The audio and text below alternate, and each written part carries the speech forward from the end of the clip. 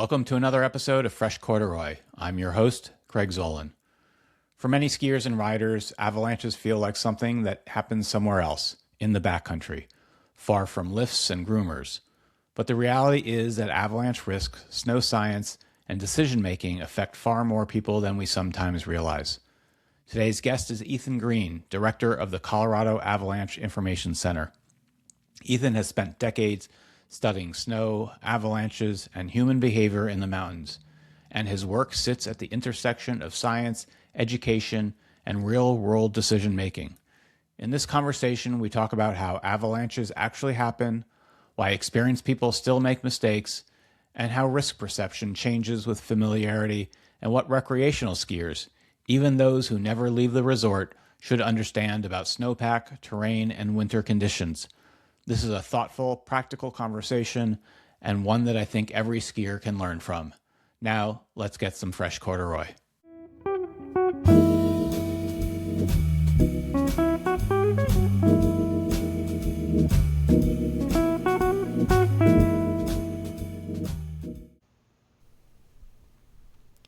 Ethan, welcome to Fresh Corduroy. Thank you so much for having me. It's a pleasure to be here. My pleasure as well. I'm looking forward to the conversation. There's a lot to learn about avalanche and avalanche safety, and I'm really glad that you could join us today. Before we get into all things snow and avalanches, let's talk about your skiing origin story. Where and when did you get started skiing? Well, it stretches my memory. So I grew up in Boulder, Colorado, and was in a kind of a large extended family that was very active in the mountains. So I started skiing probably around the age of 2, mostly in the backcountry, what we called cross-country skiing at that point, in Rocky Mountain National Park, in the Indian Peaks. And then pretty quickly progressed to alpine skiing in Eldora.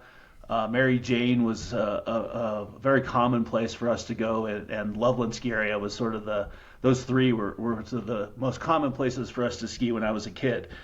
So I've skied as long as I can remember doing anything, and it's been a big part of my life, although manifesting in a few different ways throughout the years. That sounds great. I, obviously know those areas well. I happened to go to CU for law school. So, Rocky Mountain National Park. I remember when I was just visiting the school, traveling up there just to, see snow during the summertime. And it was a lot of fun. So you're bringing back some fond memories. So I did some research, obviously, on your bio. You have a PhD in snow. I don't even have the word in front of me, but like structure and the science of snow, among other things. Tell us how did you get into this field that you're in? Well, again, through skiing and recreation. So right after high school, actually a friend and I in high school had talked about being ski bums. That was what we were going to aspire to as soon as we were done with high school. And so he ended up doing something else, but I made good on that promise. And so right after high school, I moved to Telluride. Because it was a ski area in Colorado that I had not spent much time at. It was far away from, relatively far away from Boulder. And, was skiing and climbing and just doing all things mountain there. And I'd been exposed to avalanches and avalanche safety as a kid, just kind of through my family. But we really didn't spend that much time in avalanche terrain in the skiing endeavors that we were doing, but that changed a lot for me in Telluride, and I quickly realized I needed to learn more about avalanches, and I got hooked up with some really good folks down there that were good mentors to me. And I'd also been getting some pressure to go to college from my family, so I eventually, after a few years, decided to kind of bring that stuff together and moved up to Bozeman, Montana to attend Montana State and try to get into the snow and avalanche kind of research and academic side that place has had a long history of at that point and still does. And so from there, I hooked up with Carl Birkland. He was just starting what was the Southwest Montana Avalanche Center, became the Gallatin National Forest Avalanche Center, and I worked with him for a little bit, and he recommended I start ski patrolling, and so I started ski patrolling at Big Sky, and from then on kind of flip-flop back and forth between academia and operations and different universities and different operations, and that's what led me to where I am today. And what drew you to understanding and predicting avalanches? I mean, what is what was the attraction to this particular field? Well, it started as personal safety, but then the more I learned about it, there's just so much to know, and avalanches and snow are such an interesting topic.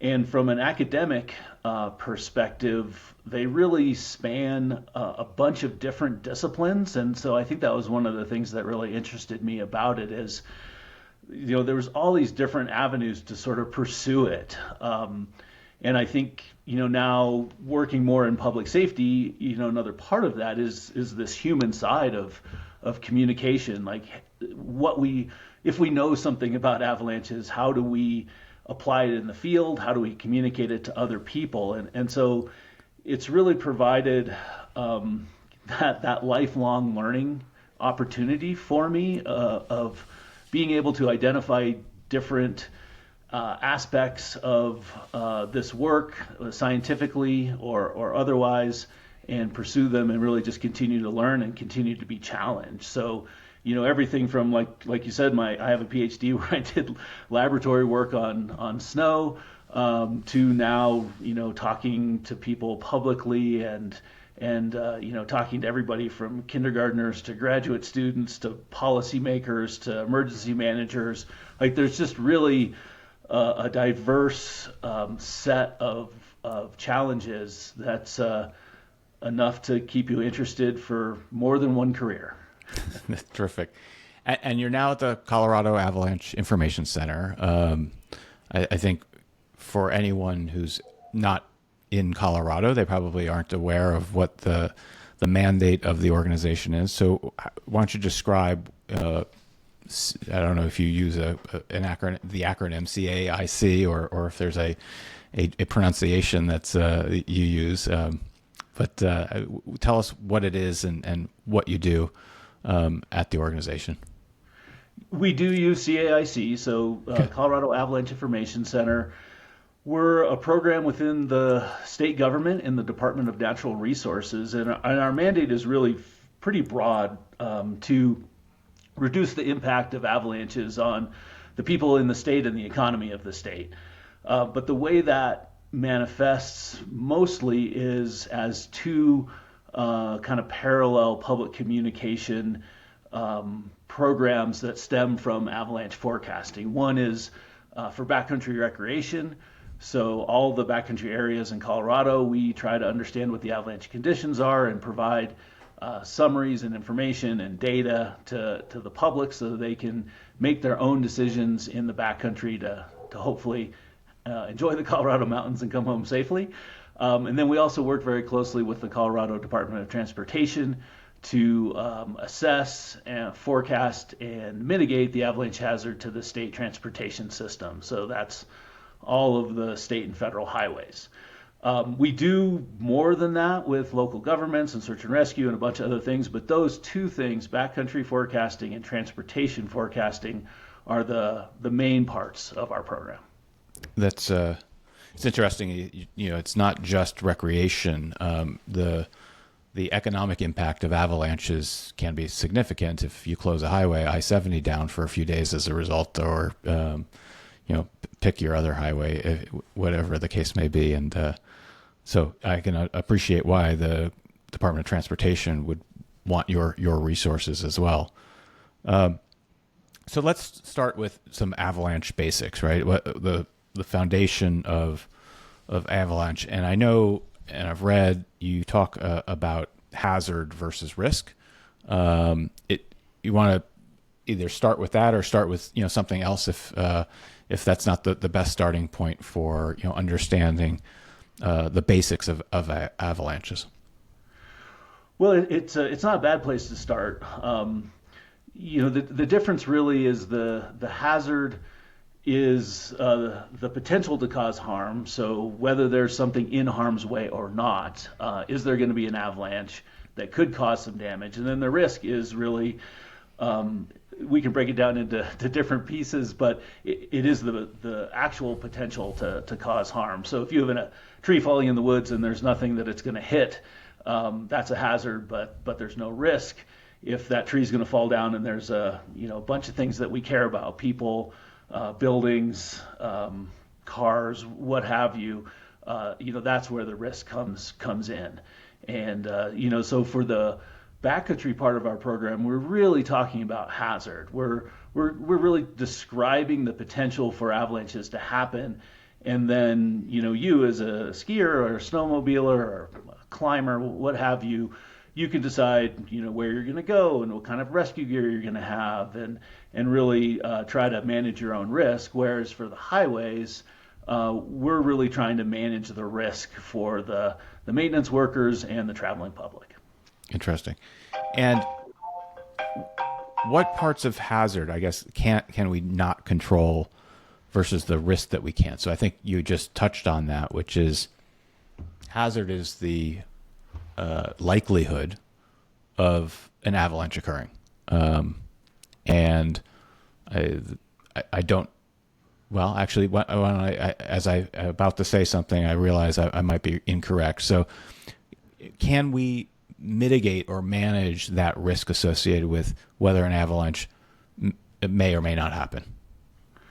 Yes, we can, and that's what we do for the highways, and that's what the ski areas do, and other applications as well. There's kind of two ways that we typically approach that in avalanches: active mitigation or passive mitigation. Active is what we typically do for some of the highways, and certainly what you do at the ski areas, where you move everything that you care about out of the way. You have a ski run. Yeah. You make sure that it's closed. There's no people on it. There's no snowcats or snowmobiles, anything like that. And then you try to release an avalanche. So you take the hazard, which you probably think is pretty high at that point, and you release the avalanche and turn the hazard down to low, and then you can let your elements at risk, the things you care about, kind of go back in. And then that passive part is typically some sort of engineering solution. So you build something that prevents the avalanche from happening or prevents it from running into the thing that you care about. So those could be, snow fences up in the start zone that prevent the avalanche from actually starting, something down in the runout that prevents the avalanche from running into the object that you care about, an occupied settlement, a utility corridor, what have you. Got it. Yeah, like a tunnel that a road flows under. Exactly. So aside from setting, triggering one, or I guess they're triggered, whether it's a man-made trigger or a natural trigger. So how do avalanches happen? What ingredients are necessary for an avalanche to occur? Well, it changes a little bit. And so when we like to talk about the types of avalanches, and then we can go into kind of more details of how they happen, and sort of the typical sort of matrix that we use is a slab avalanches versus a loose snow avalanche. So a loose snow avalanche would be, kind of similar to what you'd think about on a sand dune. You have a bunch of loose particles, sand grains, or in this case, snow grains, and they're kind of rolling down the hill. Whereas a slab avalanche is this cohesive piece of snow that breaks off of the hillside and rolls down the valley. And the slab avalanches are typically much more destructive, and most of the damage and fatalities happen because of those slab avalanches. And then the other part of that matrix would be looking at dry snow versus wet snow, because things happen a little bit differently whether you have liquid water content in the snow. But for the most part, when we're talking about avalanche safety, we're warning people, recreationalists, we're talking about dry slab avalanches. That may not be the only thing that you're interested in, but that's usually where we start. And so what happens with a dry slab avalanche is that we have a series of weather events that produce layers within the snowpack. So that could be a snowstorm, a windstorm, a sunny day. And so if you go up into the mountains in the wintertime and you dig down into the snow, you'll be able to see these layers, sort of like you see the rings on a tree if you take a cross section. These layers are really important because the avalanches typically break at the interfaces of those different layers. And so in order to get an avalanche, we need to have some sort of slab, a hard layer of snow, that's resting over some weaker layer of snow, kind of the weakest link in the chain, and then some trigger, again, like you talked about, that could be man-made, an explosion or a skier, or it could be a natural event like a heavy precipitation event or a heavy wind drifting event that overloads that system, causes that weak layer to fracture, and lets that slab release and roll down into the valley. In doing this sort of research and to speak with you, I didn't know that there were different types of snowpack. I think of snowpack as a snowpack, right? But in my research, I came up with maritime versus intermountain versus continental. I say those as if I'm an expert. I'm not. It's amazing what the internet can turn up. But it was interesting as I dug into it a little bit to say, oh, gee, I understand why those different types of snowpacks occur. And so why don't you, for the uneducated, which would include me, what those different types of snowpacks are, and why they apply to, and I'm thinking of the skier, why they apply to different, ski area regions, if you will. Yeah, absolutely. And like you said, as a skier, these are probably things people haven't thought about it in this construct, but they're things that people observe and talk about all the time. So these three zones that you're talking about are what we talk about in North America specifically, but they certainly happen other places as well. And you can just think about the weather and snowpack that we get, say, along the coast in the Cascades or the Sierra, versus what we get inland in the Rocky Mountains, Colorado, for example. And then, of course, there's this transitional zone in between, which we'd call the Intermountain. And in the maritime snowpack, the snowstorms come in, they have tons of moisture in them because they're rolling right off the ocean. These storms are really dramatic. They dump feet of snow. It's very dense snow. It's got a lot of moisture content. There's really strong winds. You end up with these really deep and relatively strong snowpacks. And the avalanche cycles, for the most part, are driven by these really big precipitation events. So you get this big spike in avalanche danger when you have a big snowstorm that rolls in. It quickly rises and gets really high, and then the snowpack adjusts very quickly once it stops snowing, the wind stops blowing, and so the avalanche danger drops pretty quickly. And so you have these peaks and valleys in avalanche danger that are associated with these big snowstorms. In Colorado, or that continental snow climate, we have higher elevation, colder temperatures, thinner snowpack, again, pretty strong winds, and we tend to develop these structural weaknesses in the snowpack because of that weather, the colder temperatures and thinner snowpack specifically. And so we get the avalanche danger will rise as we get these big storms that come through, just like the coast, but then it doesn't drop as much because we have these structural weaknesses in the snowpack that linger for days, weeks, and months. So we'll typically get these big spikes around snowstorms, but then we drop down much slower and kind of end up in this really sort of disconcerting middle category where it may be hard to trigger an avalanche, but if you do trigger one, it's It breaks pretty large and pretty wide because of these structural weaknesses that developed in the snowpack days, weeks, and sometimes months earlier. And then that Intermountain region, of course, some years can act a lot more like a maritime snowpack in the coast, and sometimes a lot more like what's happening in Colorado in that continental region.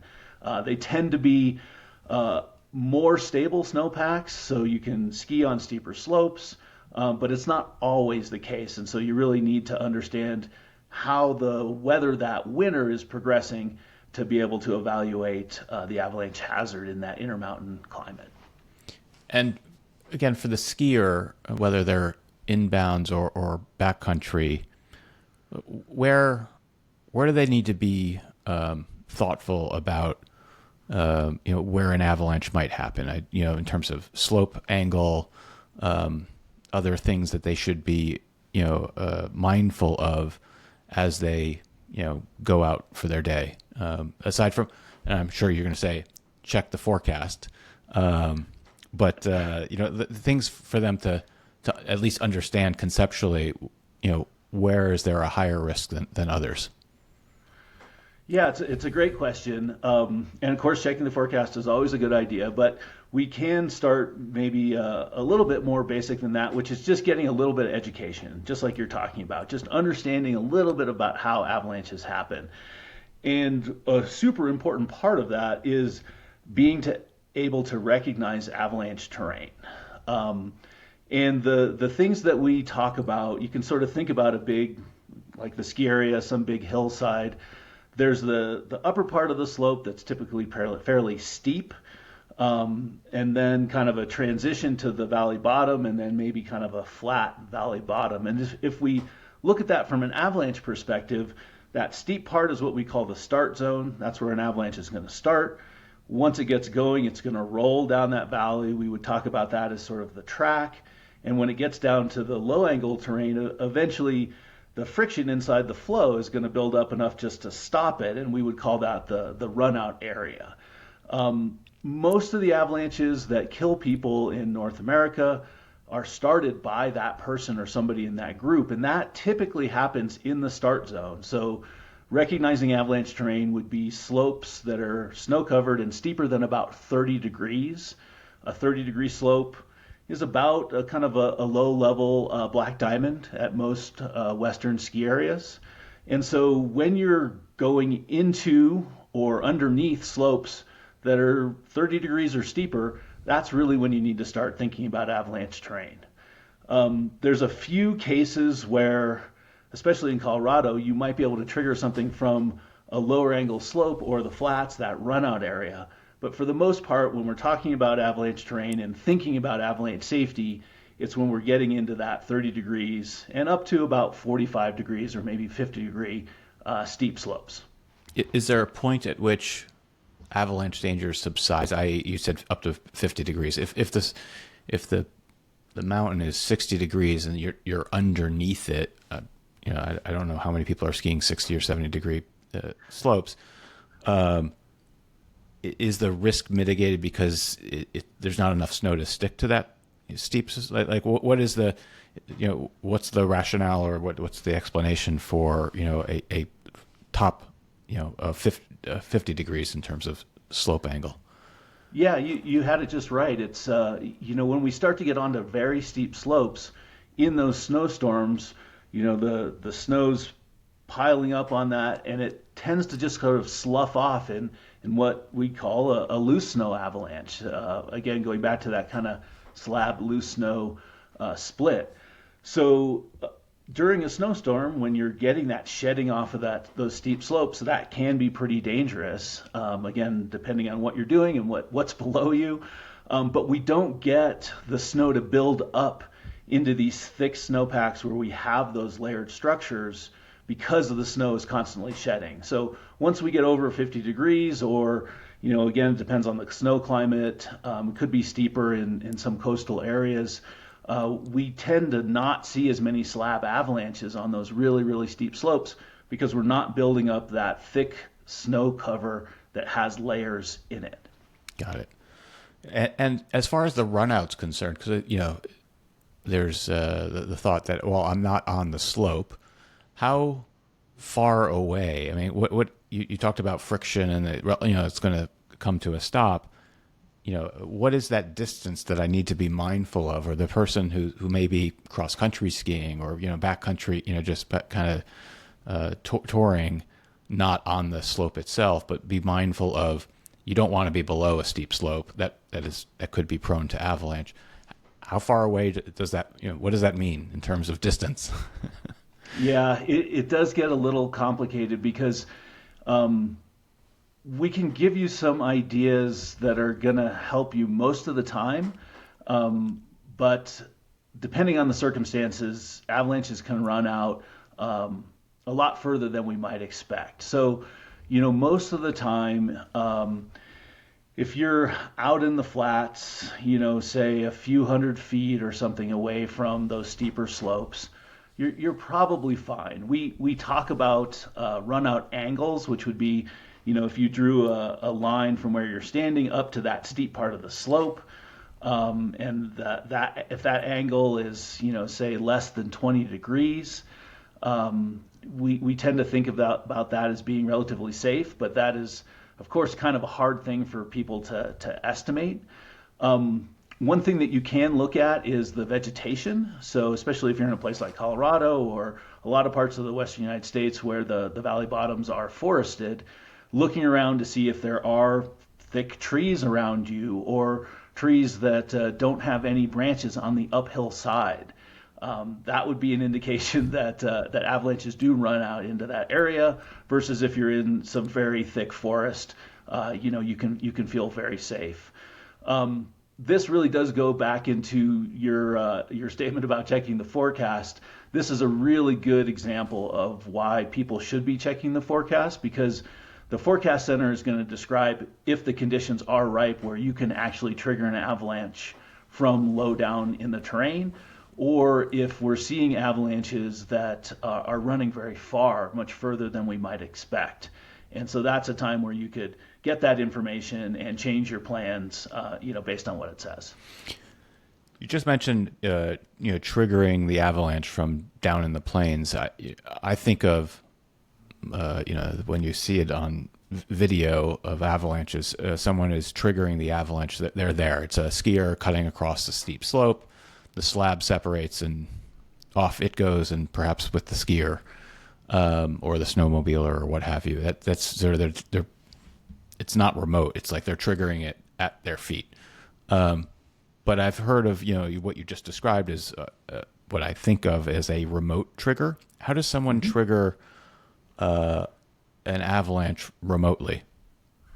So the mechanism in the snow is really the same. It's kind of more of an extreme case. So if you're up on the hill, you're impacting the snowpack, you're impacting this weak layer, and you're getting a collapse in that weak layer. So you're starting some sort of crack. It's letting that slab drop, and that action of it dropping is driving the crack over a fairly long distance. And that all happens because of conditions in the snowpack, that layering that we're talking about, where the structure of the snowpack is going to allow that process to happen.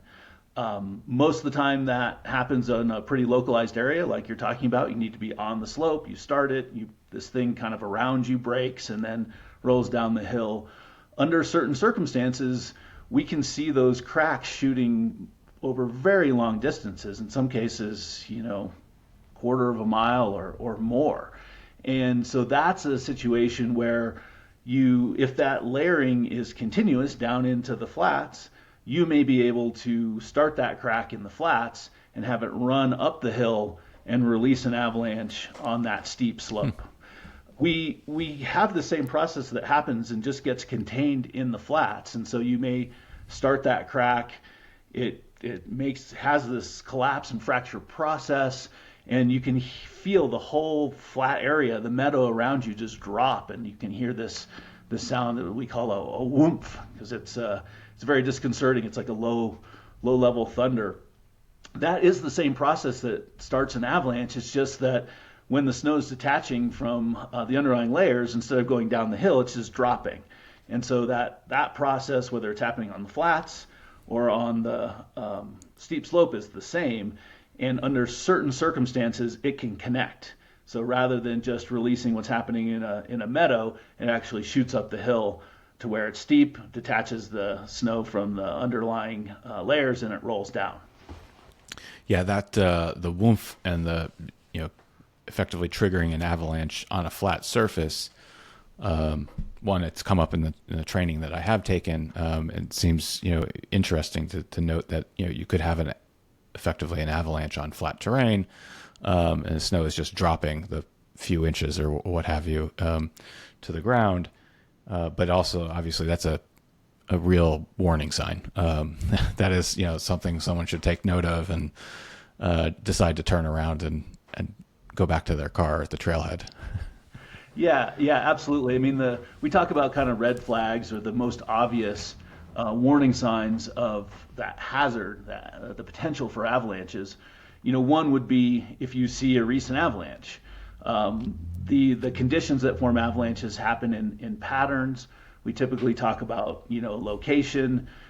So if we get heavy snowfall in one part of Colorado but not the other, that would be a location that's more prone for avalanches. And then the steepness of the slope, like we were talking about, and then also the direction that the slope faces, north or south or east or west, because that will impact the development of those layers. So if you see avalanches, if you see shooting cracks in the snow, if you hear those whoomping sounds, those are all indications that you want to avoid slopes that have a similar aspect, elevation, location, and slope angle.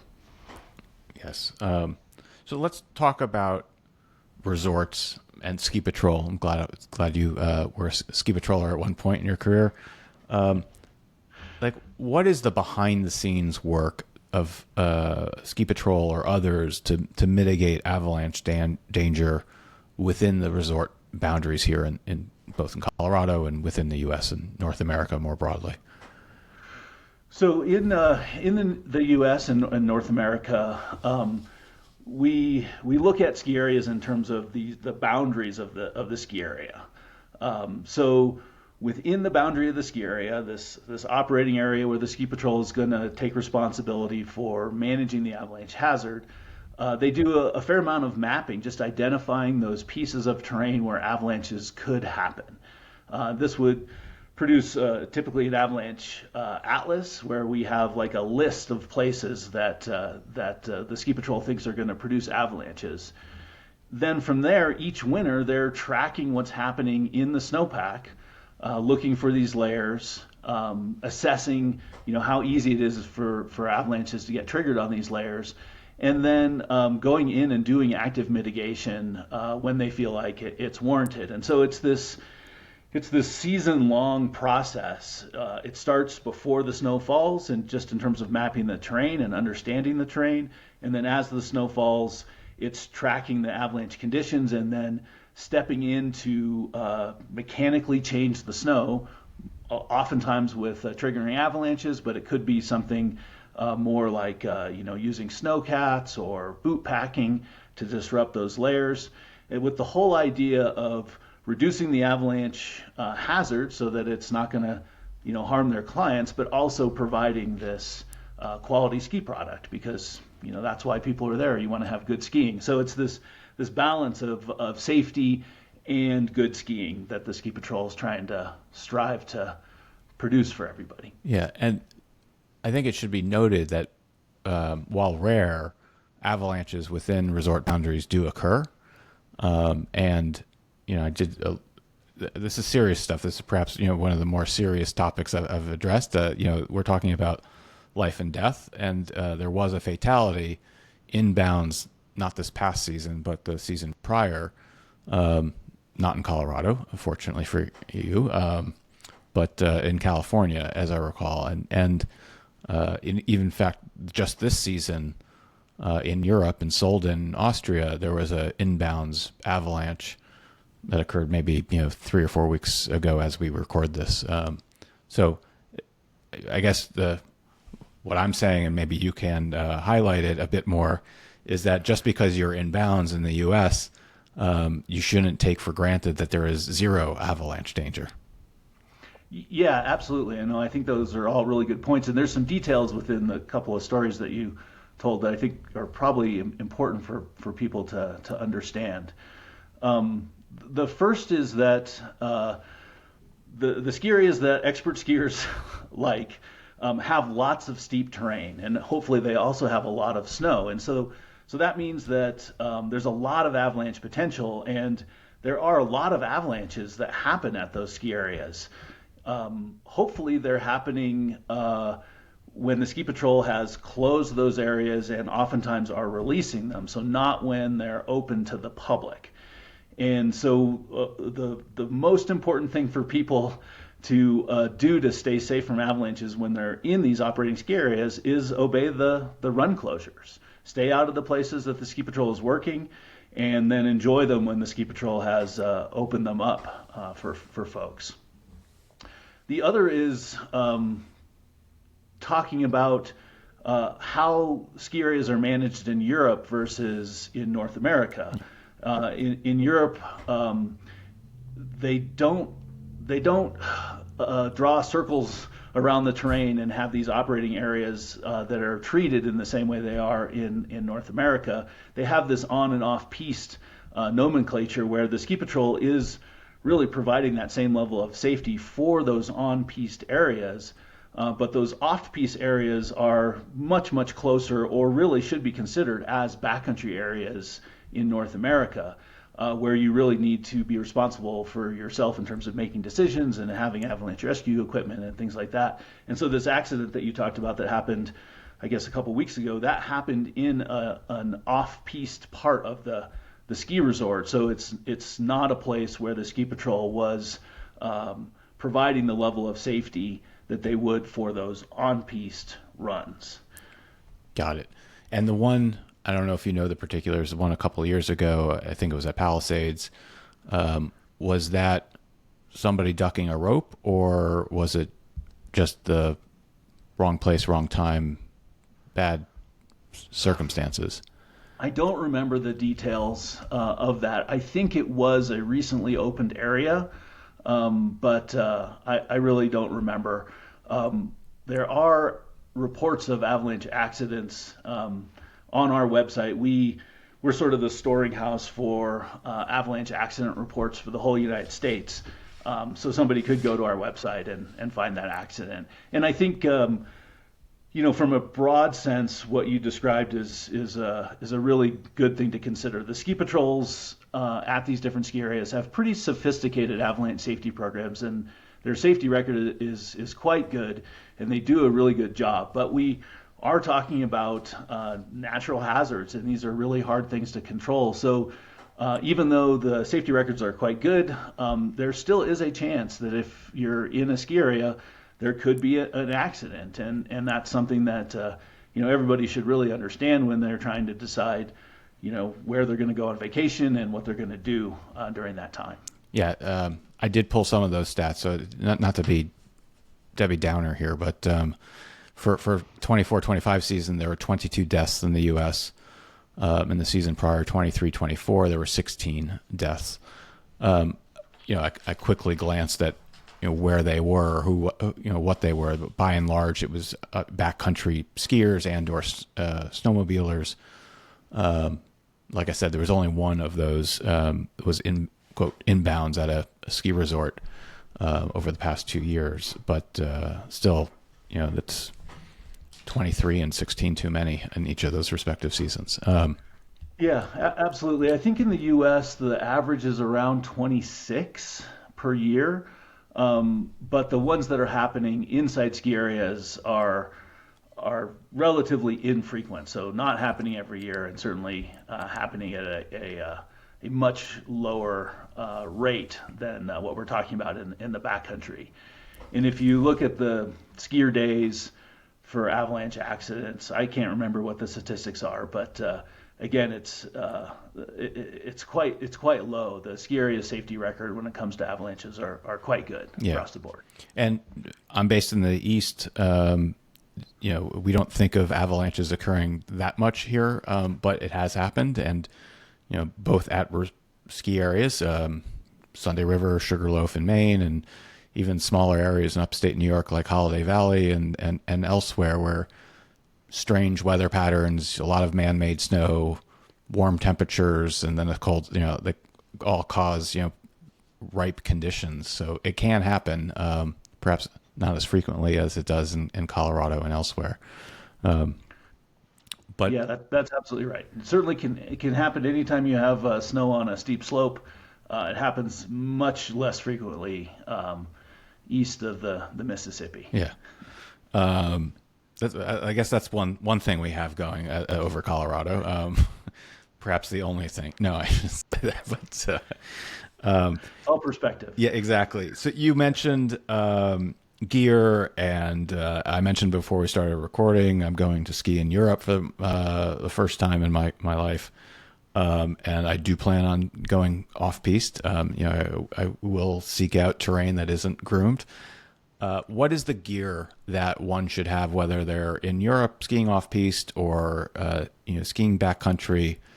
And I don't know if quote side country is applicable. Kind of it depends on the resort and whether what they do with their quote unquote side country. But what kind of gear should one have, and as well as, for that matter, training and education before engaging in those activities? Yeah, it's a really good question. So as far as the backcountry, side country part, when you're in the United States and North America, if you're outside of an operating ski area, you should consider that backcountry. From a snow safety perspective, it is backcountry. Side country is just kind of a designation for easily accessible backcountry. And for equipment, if you're heading into avalanche terrain in the backcountry, everybody in the party should have an avalanche rescue transceiver, commonly referred to as a beacon, a shovel, and a probe pole. And those three pieces are really the basics. There's some other really good equipment you can carry, but those are the basics. And they really go into the progression of a companion rescue. And that's the other thing to remember, is that if there is an accident and somebody in your party gets buried in an avalanche, their best chance of survival is if your group can perform a rescue and get them up onto the top of the snow. So in addition to having that equipment, you really need to know how to use it and have some idea of how you're going to approach that rescue scenario, so that you can perform it quickly. And again, you are the best chance of your friend having a good outcome that day. The other rescue equipment, there's these things called avalanche airbag packs. So these are backpacks that you carry all your equipment in that also have an airbag that you can deploy if there's an avalanche. So you pull a trigger and it pops this airbag, sort of like you'd see in a motor vehicle. And the idea is that it keeps you on top of the snow. So that's a great piece of equipment as well. If you're in a ski area, having that equipment is not a bad idea, but it may be a little more than you want to carry.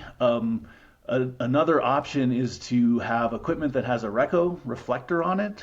This is a system that allows the ski patrol to try to find you if you do happen to get buried in an avalanche, either inside the ski area or outside. So some way of being searchable is a great thing to consider when you're looking at your equipment.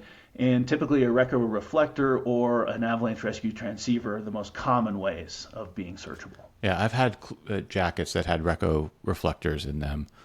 I think I used to see them all the time. I think they're a little less prevalent today in terms of the clothing manufacturers. Effectively, based on its name, it's a reflector. So presumably, if a ski patroller has the right equipment, the beacon or something else, it'll at least reflect the signal and therefore give them a better idea as to where you're located. Is that effectively how it works?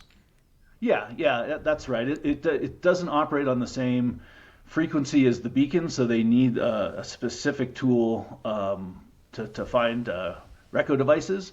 But it's exactly as you described. The ski patrol uses this device to to kind of pan across the slope, and if you have a reflector, it'll highlight it and give them an idea of where you are, and then they use probe poles to find exactly where you are and dig you out with a shovel.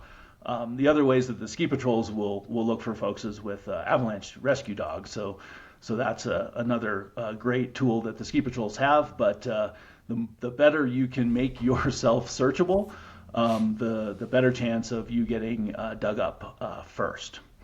The other thing you asked about was sort of education. Yeah. And there's a lot. We're actually really lucky these days. There's a lot of really good avalanche education opportunities out there. For a lot of people, some sort of awareness level program is probably all they need. You could get that online. We have talks and e-learning opportunities on our website. There's other groups out there that have kind of similar stuff. And, that'll teach you kind of the basics of avalanches, recognizing avalanche terrain, some of that stuff that we've talked about. And that's really good for everybody. You talked about, the training you get as a ski coach, and, that kind of level of training is really good for anybody, regardless of what their activities are in the winter mountains. If you're planning to spend a lot of time in avalanche terrain, if your, say, goals as a skier are to, descend some big backcountry lines, you want to take a longer course, and preferably a course where you're in the field with an instructor. There's a lot of different courses out there, course providers. There's some really good opportunities out there, but some place where you're actually in the snow, in the backcountry, with an instructor, talking about the snow conditions, recognizing avalanche terrain, and making decisions in the backcountry. That is a really important process, and I would encourage everybody that's trying to pursue more challenging goals in the backcountry to get that education. Yeah, I've seen it in videos. I've never participated in one, but the classic thing is they've taken a shovel and they've put it on top of the snow and they're tapping it and waiting to see how long it takes for a slab to come off and find the weak layer effectively. But I guess nothing that hands-on experience with snow and snow structure is essential to understanding how to recognize issues. Yeah, absolutely. And some of the tests, like you're describing, like you'd probably be exposed in some of those classes, but a lot of what those classes focus on is taking the avalanche forecast and applying it to the backcountry, because the avalanche forecasts are pretty general. They're talking about conditions over fairly large areas, and then as a skier or a snowmobiler, however you're traveling, you need to downscale that to the slopes that you're planning to cross, whether that's hiking up them, going down them, or going across them. And there's some skill associated with that. Understanding what's in the avalanche forecast, making observations as you're walking around on that particular day, and deciding whether if the avalanche forecast is really addressing what you're seeing, or if there's something unusual happening, and then really making some decisions about how you're going to approach traveling through these areas. There's things that you can do to again reduce your risk, and some of the risk reduction that we do is pretty dramatic, but a lot of it is really just kind of whittling away at it. And so you want to be able to make a whole bunch of decisions throughout the day that each one is reducing your risk, so that your overall risk stays at the level that you feel comfortable with. And that's another piece that's really, I think, important for people to consider, is that when we're in the backcountry doing these sports, it's really a personal experience, and different people are going to have different levels of risk that they feel comfortable with. And so understanding what level of risk you feel comfortable with, talking to the people you're traveling with to make sure everybody's on the same page, so to speak, and operating kind of in that risk band that you've agreed is acceptable. These are all really important things, and they're not necessarily intuitive things. They're things that some training, some discussion from folks that have been thinking about this stuff a lot can be really helpful. That's wise advice. You mentioned forecast and taking the forecast into the field. What goes into an avalanche forecast? It's I guess it's a part meteorological, but I imagine there are other aspects that go into it at which I have no idea. So how do you come up with forecasts? It's a really good question without an easy answer, but just from a general perspective. We're not here for easy answers. Well, we'll start general, and we could dig into it as much as you like. But from a general perspective, what we're doing is taking a look at the snowpack to understand what the current state is, and again, that's what the layering is and what the characteristics of those layers are in relation to each other. And then we're looking at the weather forecast to see how things are going to change. And then we're trying to bring those together to understand and then describe how things are going to evolve over the course of, say, 1 or 2 days. So we go out into the field to look at what type of snow is falling, how it's stacking up, what kind of layers it's producing. We do these tests that you're talking about to actually assess the mechanical properties of the snow. How easy is it for us to start a crack in the snow that's going to extend and produce an avalanche? And then we do a lot of meteorological work with the National Weather Service and on our own to try to get an idea of what the weather's going to do and describe the combination of that to the public. Yeah, I guess you have to cover such a large area, right? I mean, you talk about how the different face of a mountain, whether it's north, south, east, west, will impact its forecast, right? So the north slope could be more dangerous than the south slope, for instance, or vice versa, depending on recent conditions. But if you take a mountain or a range, that's a huge area. And you think about take the entire state of Colorado, you're projecting that forecast over a wide swath. So how do you paint that picture? And I've been on the website and I've seen the color coding in terms of, low risk areas to, what was it, moderate. There was something that I assumed was considerable or something like that.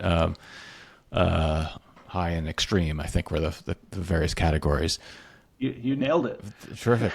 There's a quiz at the end. Do you take what you've learned, say, on a western-facing slope and say, I'm going to apply that to this geographic area because it basically all experienced the same weather conditions over the last 48, 72 hours, or whatever the time span is, and it's western facing, et cetera, whereas the eastern slope will get something else based on that. How do you paint that picture over such a broad area?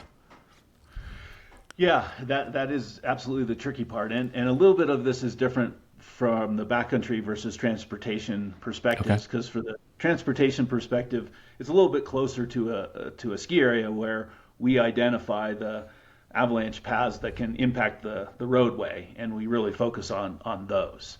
But from the backcountry perspective, we're really looking for patterns. So we go out and do field work ourselves. We collect observations from the public, ski patrols, mountain guides, really anybody that we can. And we're looking for patterns in the slope angle, the aspect of that slope, the elevation of that slope, and the location. And you said you looked at our website. So when you go look at the website, you'll see the mountains kind of broken up into these different blobs. Sometimes they're different colors, representing those different states of the danger scale. But sometimes they might be the same, but we've still kind of broken those pieces out. And those are areas where we feel like we can describe those conditions, relatively well. So, a snowstorm comes through the northern part of the state. We may look at the southern edge of that storm and be like, hey, this is the boundary where we really didn't get enough snow to push us into the next hazard level. So we're going to draw a line through there. We know from doing field work that we've had a weak layer that formed on northeast facing slopes, but not all of those slopes, just slopes that are higher than 10,000 feet or 11.5 or what have you. And so we collect all this information and we essentially sort it to look for these patterns, and then we use those patterns to describe the avalanche conditions to the public. Terrific. And for, we're talking about Colorado specifically, but hopefully I have listeners elsewhere. For those who want to get their local forecast, is there a central clearinghouse, or where aside from going to your website, where else can they look to find the forecast for whatever region they're in? So in the United States, the Central Clearinghouse is a website. It's avalanche.org. And they take all the avalanche forecasts done by all the different groups in the United States and make this central location. So you can go one place, you can find that forecast, and then you can dig in to get the more details about that. Go to these local agencies. That's the good part. The bad part is that there aren't avalanche forecasts for every place in the United States. So when you go to avalanche.org and you look at the map, you'll see colors on the map representing areas that have an active forecast, and you'll see a lot of places that don't. And so that's an important thing to kind of recognize, is that it's not ubiquitous across. And then in Canada, you can go to avalanche.ca, and that's Avalanche Canada, and that's the group that's doing most of the avalanche forecasting for the backcountry areas in Canada, and also consolidating forecasts for some of the other agencies that are out there. Terrific. Are there any called stories that illustrate key lessons for listeners? And you don't need to name names, or is there any story, events, etc., that have stuck with you and might stick with a listener in this regard? How do you narrow that down? It might be a question, but there certainly are, and we can talk about some of them. But I think from an applicability standpoint, it might be helpful to think about sort of common themes that we see in avalanche accidents. One of them is not having that rescue equipment that we've talked about. And this is really heartbreaking when we see these types of accidents, because what happens in an avalanche, it's a little hard to imagine until you've experienced it, just in terms of the disorientation. So, you're in a place, most of these accidents are recreational, so you're out there with your friends, you're having a good time. The avalanche happens, and it really changes everything in an instant. And the area that you're in, the slopes that you were looking forward to skiing or what have you on, like, they change and they look really different. And so it's a really disorienting and jolting experience just to be around that avalanche if you're not used to that. And then if one of your friends is missing at that point, that's also, it's a terrifying experience. And sometimes these avalanches may not be that big, but if somebody is buried under the snow, you've lost them very quickly, and if you have no way to find them, it's a really terrifying and helpless feeling. So having that equipment so that you have some idea of what to do in that situation and can maybe turn this potentially terrible situation into a good outcome, that's something that I think everybody should really consider when they're going into the backcountry, is just being prepared for that sort of situation. I think the other thing that is really disorienting about avalanches is that, we think of snow as this, light and fluffy stuff, the powder snow that we all know and love. It's the very best for skiing. And in an avalanche, that snow changes very quickly. So your friend is going to be buried not in that light and fluffy snow, but in something that feels a lot closer to the consistency of concrete. And so even if they're only a couple of inches below the snow, they may not be able to, probably aren't going to be able to dig themselves out. They need you to find them and dig them out. And that's a really helpless feeling for all parties involved. If you can't find that person, if you have no way, if they're not searchable, they don't have that avalanche transceiver on, really you're poking around in the snow with your hands or tree branches or anything like that. And so being prepared so you never put yourself in that situation, I think is something we see in accidents as we investigate them, and something that everybody should consider if they're heading into the backcountry in the wintertime. That's, again, more wise advice coming from you. I appreciate that. Is there, as we wrap up, I know there's a way to support the CAIC that while you're state funded and get federal grants. There's a way for the public, the concerned public, to contribute as well, and any other calls to action or requests that you'd have and want the listeners to know about. Yeah, absolutely. So we're fortunate to work with a nonprofit partner called the Friends of the CAIC, and you can make donations to them through our website or theirs, and that support is super helpful. All of the avalanche centers in the United States rely partially on funding from the public, just from donations. So, supporting your local avalanche center is a really great and wonderful thing to do. The other thing that can really help us, besides money, is hearing about your backcountry trips and what you see. So submitting observations. Again, you can do that through our website or our phone app. Every avalanche center has a portal for you to do that. And so, what I would ask, money is great, but the most important things for you to do are to use the service, check the avalanche forecast before you go out into the backcountry, and then let us know what you see when you come back. Those two things go an awful long way and help us help you most effectively. Well, I'll leave it there. Thank you very much for joining me on Fresh Corduroy today. I've learned a lot. Hopefully the listener has as well. And thank you for keeping us safe. I really appreciate it. Well, thank you so much for having me. It was really nice talking to you. And I hope it was helpful for everybody. And really encourage folks to check avalanche.org or avalanche.ca. Know what conditions are out there in the backcountry so you can have a great time in the mountains and come home safely. Terrific. Well said.